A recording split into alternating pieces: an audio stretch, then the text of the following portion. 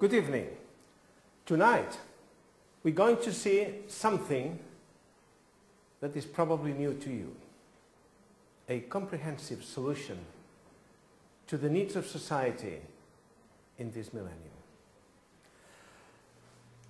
We're going to speak about telematic money, or what we call communitarian capitalism.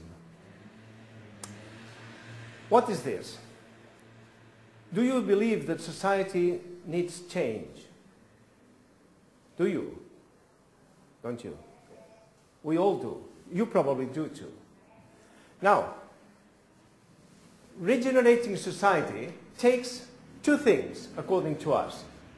Number, we want in-depth changes. And to reach them, first of all, we need to look at the social structure of society and see what we can do about it. Money is very important, laws are very important, and people should control the whole process. People should control society. Now, in 1926, some ideas were germinating in the head of a friend of ours, Agustí Chalaux. And later, in 1984, he founded Bardina. And his ideas of the communitarian capitalism went forth. And they are very interesting. I'd like to explain them to you. But in order to change society, we also need to see that people have the right behavior, because there's no point. People want to be good, let's say, but if society hasn't got the frame, the right frame, it will be very difficult for them to perform adequate, have an adequate behavior. But on the other side, if society is rightly structured, we have the best laws, but people always try to escape from them.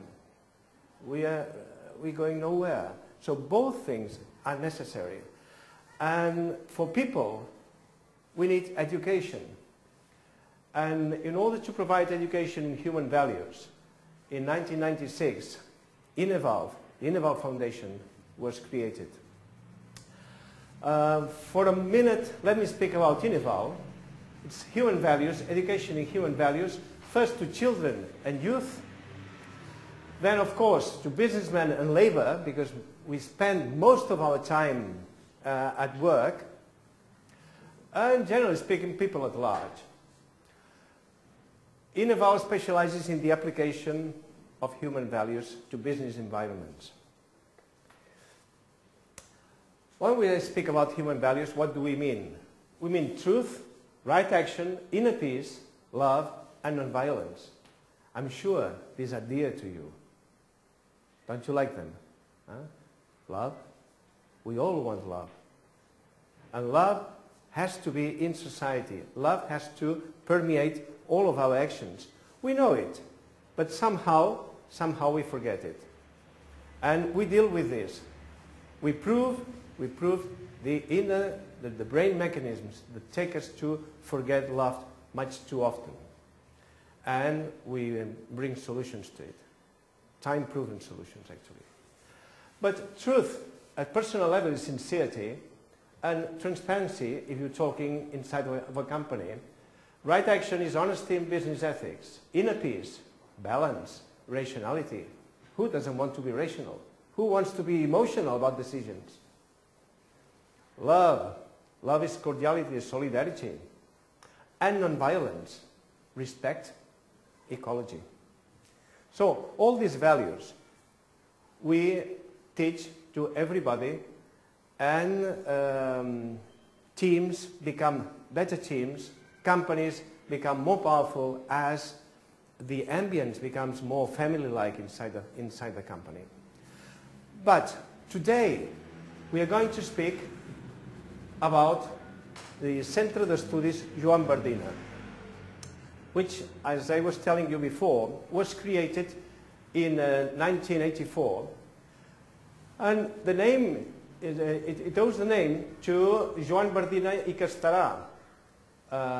Was a man who was born in 1877, and he died in Valparaiso. in 1915, and he was really an inspirer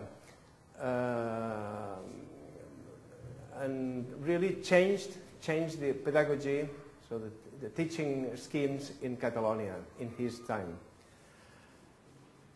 And in 1984, Agustí Chalaux decided to put forth his ideas using Joan Bardina's name, which has a great prestige in Catalonia. Let's see the main ideas. The original economy. Primitive society hunted in group, and the hunt belonged to the group. All ate from the hunt, no problem. 11,000 years ago, in the Neolithic age, agriculture appeared. And exchanges from agriculture, you have always the possibility of, at the time it ripes, you have a surplus food. So you can exchange the surplus food with somebody else. So trade started. But trade initially was among communities rather than individuals. What happened later on?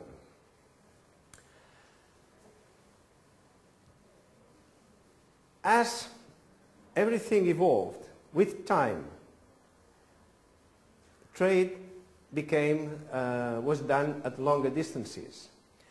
And if someone if I want to sell you, for instance, I'm going to send you 4 animals, and I give them to someone else, and please take these 4 animals to Llorenç. As soon as Llorenç receives the merchandise, he sees only 3 animals, and he wonders. He thinks, oh, I think Jordi told me he was going to send me one day, he was going to send me 4 animals, but now only 3. But he doesn't know, Llorenç doesn't know. So you have to create what is called nowadays a bill of lading. Bill of lading should contain how many animals, or what is the merchandise, the nature of the merchandise, and who is sending it, and for whom it is. It's very simple. Now, this was done in primitive times with these spheres. As you can see, these are mud. This is done with mud, and they put stones inside. If I'm sending you, for instance, 4 cows, I will put 4 stones inside of the mud sphere, and I will put my seal on top, so that no one can change, no one can make another mud sphere with different coins inside, with different pebbles inside. So this transaction is represented completely by these bullae, as they were called, so spheres, bubbles, mud bubbles. About 8,000 years ago, somebody had the idea of saying, listen, instead of putting pebbles inside of a sphere, it would be easier if we put some marks on top of the mud, so we don't have to break it in order to read it. Even in the end, no longer you had a sphere, but you had simply a part of it, what is known as a tablet. So a tablet with marks, that was the origin of writing. It was the first time writing appeared on Earth, and this was in Mesopotamia, the land between the 2 rivers.